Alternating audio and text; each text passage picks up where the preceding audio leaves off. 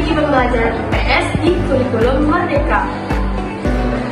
Kurikulum Merdeka adalah perubahan signifikan dalam sistem pendidikan Indonesia yang bertujuan meningkatkan kualitas sumber daya manusia dengan memberikan kebebasan kepada guru dan siswa dalam proses pembelajaran. Strategi pembelajaran IPS yang efektif dalam kurikulum Merdeka untuk meningkatkan pemahaman siswa tentang kebudayaan lokal dan konteks sosial, politik, dan ekonomi. Apa itu kurikulum Merdeka? Kurikulum Merdeka itu belajar bertujuan untuk meningkatkan kualitas sumber daya manusia dan memberikan kebebasan kepada guru dan siswa dalam proses pembelajaran. Peran IPS dalam kurikulum Merdeka itu memiliki peran penting dalam membantu siswa memahami konteks sosial, politik, dan ekonomi di sekitar mereka. Nah, bagian yang kedua adalah strategi pembelajaran IPS yang terbagi menjadi 4. Yang pertama adalah integrasi tematik. Mengintegrasi materi IPS dengan konteks lokal, nasional, dan global untuk memberikan gambaran yang komprehensif. Nah, contohnya adalah proyek pembelajaran yang menghubungkan geografi lokal dengan isu-isu global. Yang kedua adalah pembelajaran berbasis proyek yang membuat siswa terlibat dalam proyek-proyek pembelajaran untuk berorientasi pada proses, hasil, dan produk. Nah, contohnya adalah proyek penelitian tentang kebudayaan lokal yang melibatkan eksplorasi, penyelidikan, dan penyelesaian masalah sosial.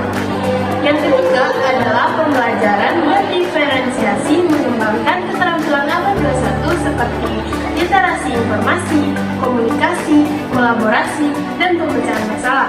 Contoh dari ini adalah menggunakan teknologi seperti video pembelajaran, Quizzes, Wordwall, dan Google Lens untuk memenuhi kebutuhan beragam gaya belajar. Nah, strategi pembelajaran yang terakhir yaitu pendekatan proaktif yang mendorong siswa untuk berpikir kreatif, kritis, dan reflektif melalui diskusi kelompok dan tugas-tugas yang memerlukan analisis dan sintesis. Nah, contohnya yaitu pada saat diskusi kelompok tentang isu-isu sosial yang relevan dengan kehidupan sehari-hari. Bagaimana sih implementasi di sekolah dasar? Di sekolah dasar, IPS diajarkan dengan nama IPAS. Diajarkan dengan nama IPAS yang bertujuan menguatkan kesadaran siswa terhadap lingkungan sekitar. Nah, contohnya adalah proyek IPAS yang melibatkan eksplorasi lingkungan alam dan sosial. Penerapan di sekolah dasar, contoh penerapan strategi pembelajaran IPS di sekolah dasar seperti proyek-proyek yang relevan dengan kehidupan sehari-hari. Selanjutnya, adapun kendala dan solusi yang diberikan yaitu kendala yang dihadapi yaitu keterbatasan sumber daya, internet, waktu, serta perbedaan gaya belajar dan karakteristik dari siswa itu sendiri. Nah, contoh satunya adalah guru menghadapi kesulitan dalam membentuk kelompok diskusi dan menyampaikan materi karena keterbatasan dari fasilitas.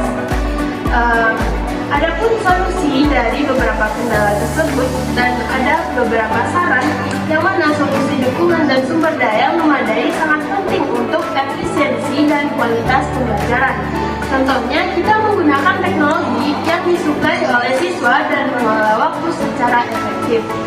Saran guru harus menerapkan pembelajaran berdiferensiasi, menyesuaikan bahan ajar dengan berbagai gaya belajar, dan mengelola waktu secara efektif. Nah, kesimpulan strategi pembelajaran IPS di kurikulum Merdeka dapat meningkatkan pemahaman siswa tentang kebudayaan lokal dan konteks sosial, politik, dan ekonomi dengan menggunakan integrasi tematik, pembelajaran berbasis proyek, pembelajaran berdiferensiasi, dan peningkatan proaktif. Dengan demikian, dengan mengambil video ini dapat kita memberikan gambaran yang komprehensif tentang strategi pembelajaran IPS di kurikulum Merdeka dan bagaimana implementasinya, adapun solusinya dan di sekolah dasar. Sekian, terima kasih. Assalamualaikum warahmatullahi wabarakatuh.